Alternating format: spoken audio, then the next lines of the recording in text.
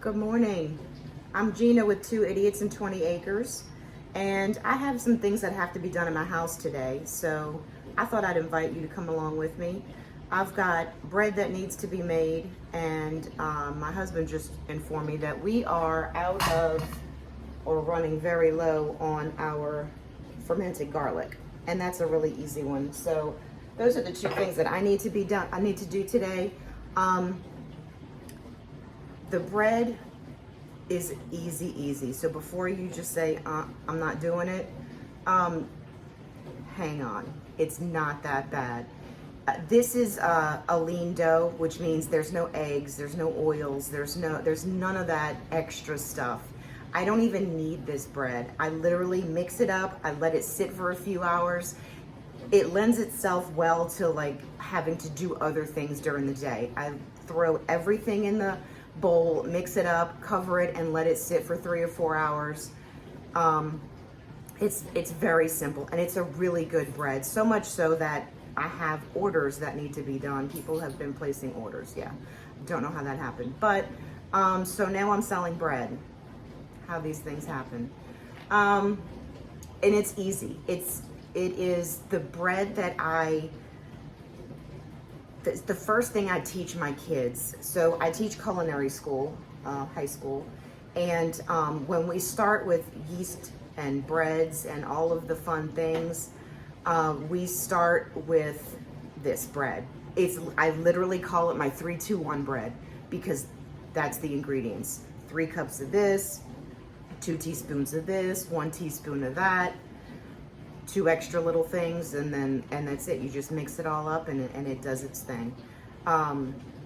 So that's it. So yeah, I'm gonna go ahead. I've got 6 loaves to make today, and I'm gonna go ahead and get started.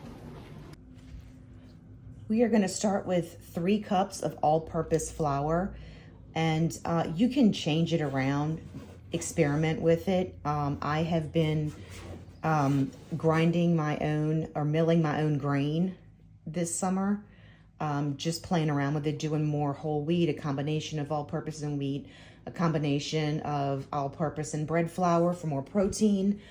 So you can play with it, but when you're just starting out, just stick with the 3 cups of all-purpose flour. Then I put in, and I did it opposite because y'all, it's so easy. I have the recipe in my head. 1 teaspoon of yeast.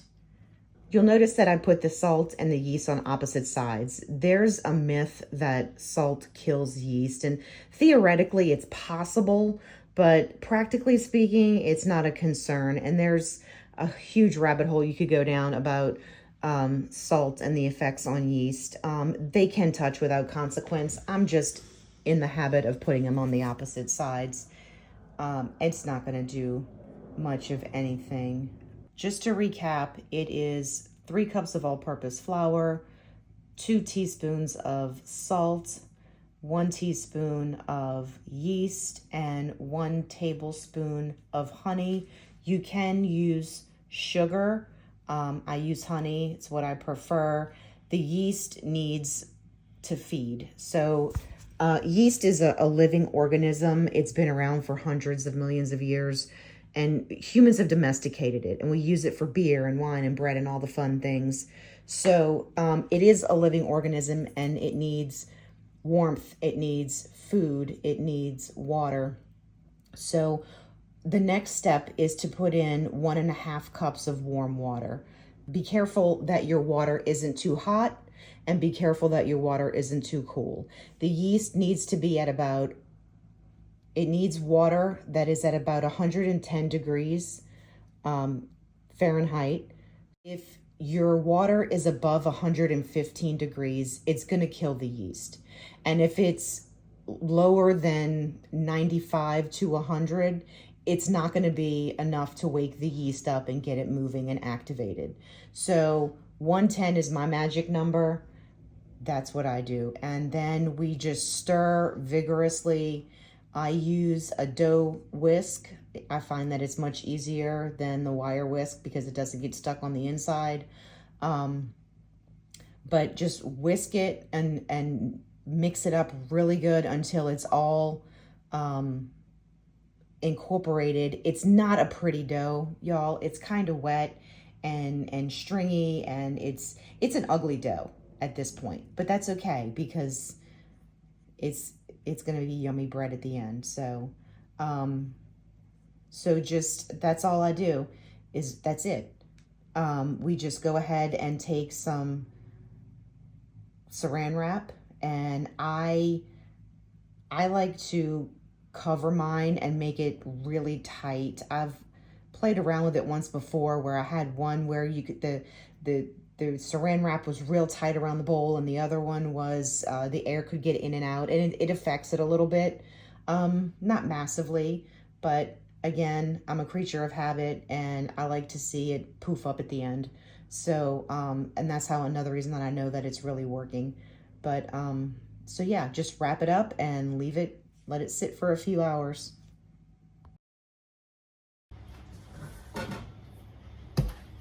And that's it. Let it sit, go do laundry, run an errand, do whatever you need to do for the next 3, 4, sometimes I'll leave them out for about 5 hours. I have someone coming to pick up bread at 3-ish, and it takes 35 and then another 5 to 10, so 40 to 45 minutes of bake time. Cool for a little while. So I usually give myself an hour for the baking process. So I gotta make sure and get them in the oven by 2. It is only 9:30, so I've got plenty of time to do what I need to do. So I'll see you back when we are ready to get to the next step.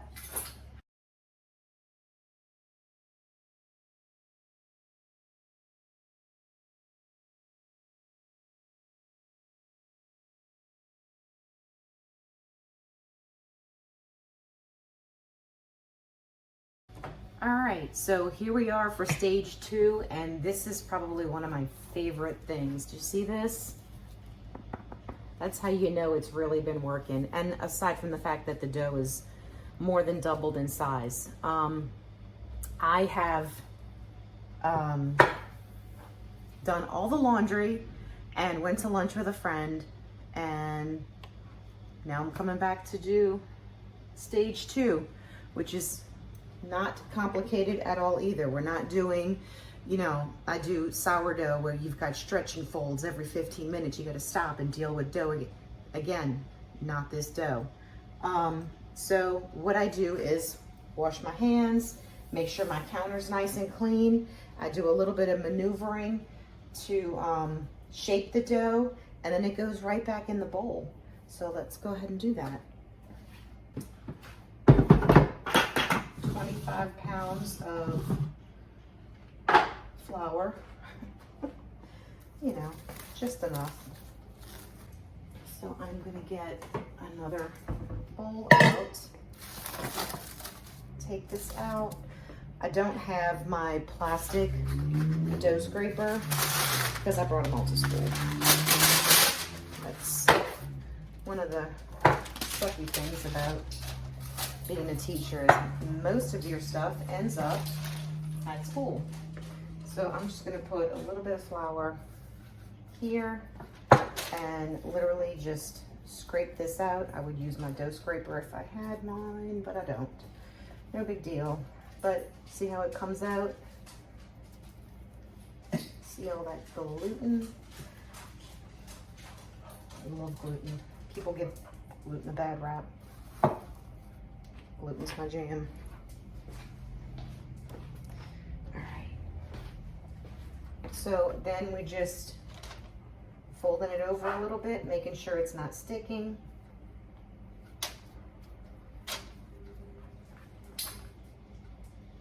A little dust and flour. And then I'm gonna put some flour on the wax paper. And it feels good too. You can feel it. All that air is in there. That's all the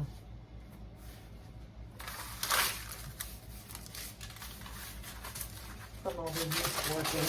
And then literally, y'all, I'm just gonna put this back in a bowl, basically just to keep it shaped so that it doesn't spread everywhere.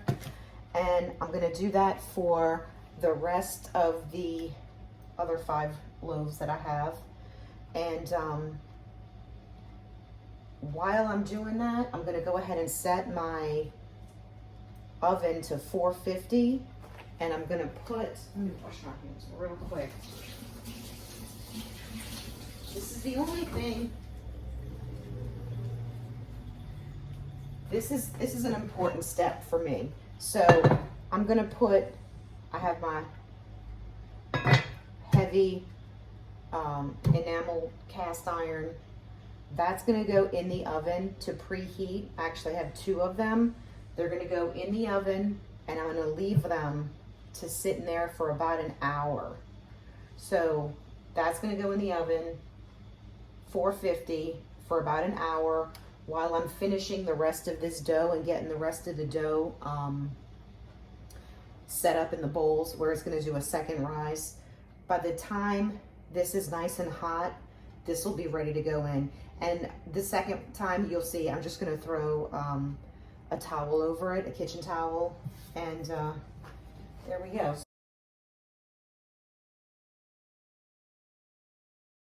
This is the easy part. I say that.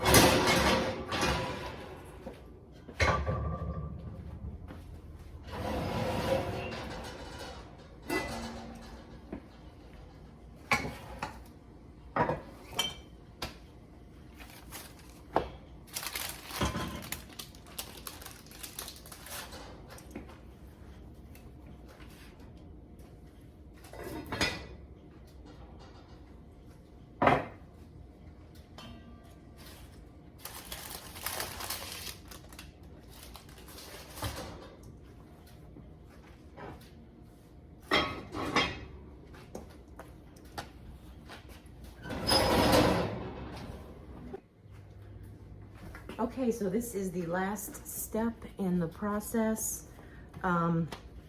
These 2 loaves have been in for 35 minutes. It's hot. These are heavy, heavy with these cast iron. So I'm gonna take the top off. And I'm gonna push those puppies back in for another 5 minutes. You could push it to 10, your call. I'm gonna get my camera and take a picture of these so you can kind of see what they look like right now. So you can see they look pretty good as it is. I'm gonna go ahead and put them in for 5 minutes with no cover on, and then they will be finished. I'll let them come out and cool, and I'll show you what they look like.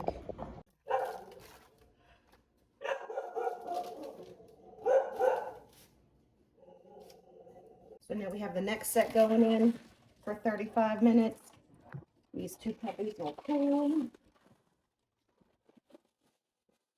And we'll just cycle them through that way until we're finished.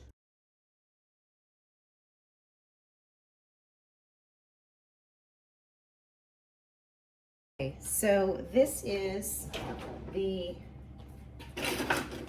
fermented garlic that I need to make. It is so simple, and there are so many wonderful health benefits to it. I'm not going to get into all of the specifics at the moment.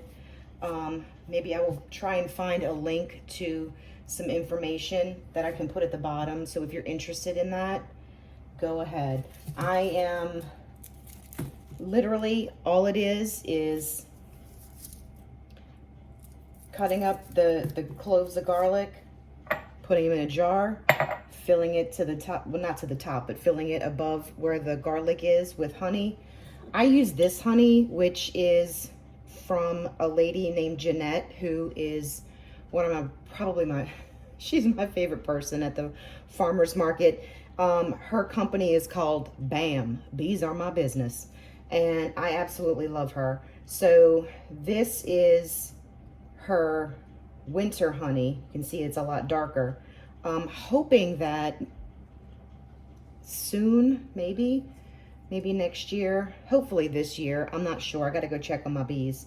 But I would love to be able to get my own honey and start using my own honey. Eventually I will, but I just started with my hives this year, so we will see how my girls are doing. So far, my hive looks very strong, and that makes me very happy.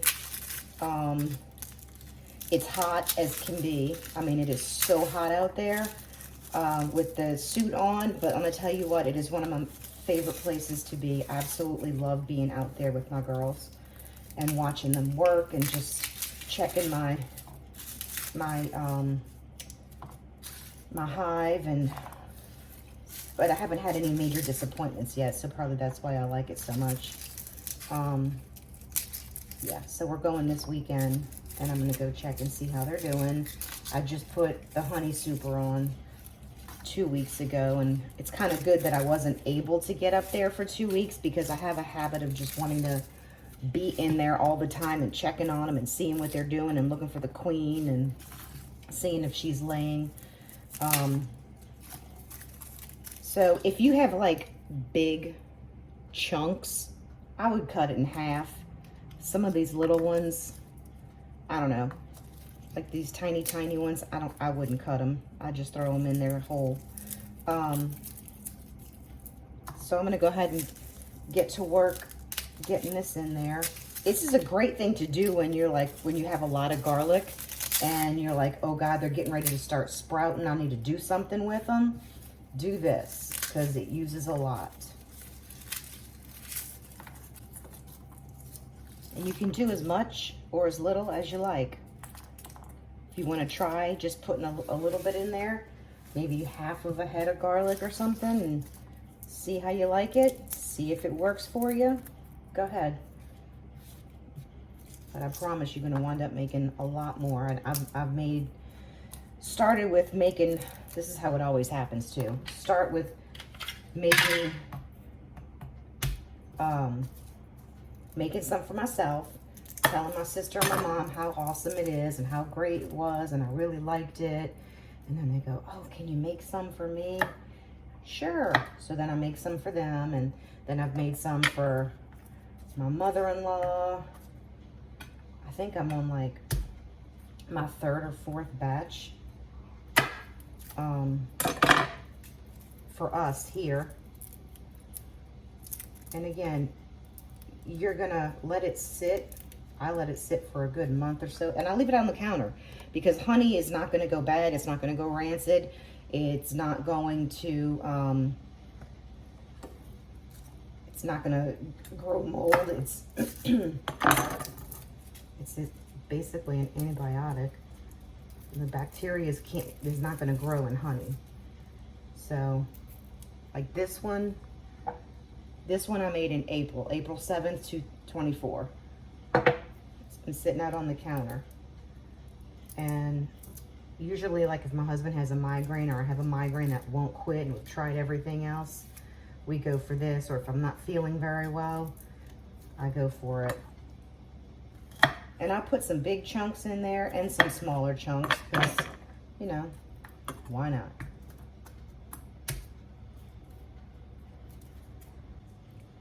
All right, now that we've got the garlic all chopped up, and this is 2 bulbs. So, you know, again, if you need to get rid of some garlic, you don't want to waste it, you can definitely use up a lot of garlic doing this. So I've got 2 bulbs of garlic chopped up, however big you want your pieces. You can make them really tiny, you can make them bigger and chunkier, you can leave them whole if you want to. So you're just going to fill up right above where the garlic is, where the garlic line is, right above that. Make sure that it's covered.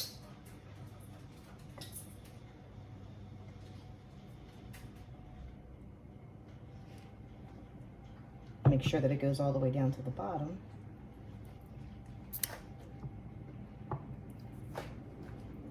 Should fit. Yeah.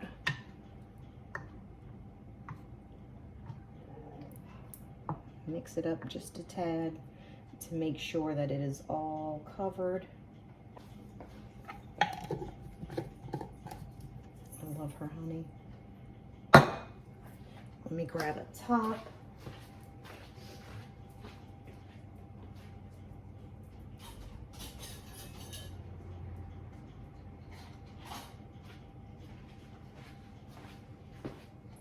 And that is it. Put the top on, put a band on it, shake it up a little bit, move it around. So what's gonna happen is, in a day or so, it's gonna loosen up. If you look at this, this is a lot thinner than this is. And that's because of the fermentation process and the garlic and all. But as long as you make sure all the garlic is covered, and then tomorrow I'll give it a shake. The next day or so I'll give it a shake, and by then it'll be thin. And I usually wait a few weeks before I use it, but we're really running low, so I'm not sure how long we have. Other than that, I just put the date, which is July 2nd.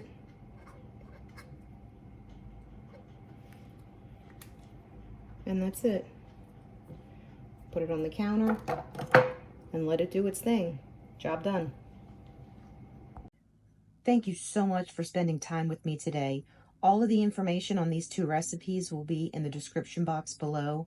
Don't be afraid to give it a try. Leave me a comment and let me know how your bread came out, or if you made any adjustments. I'd love to hear from you. Thanks again for watching. See you next time.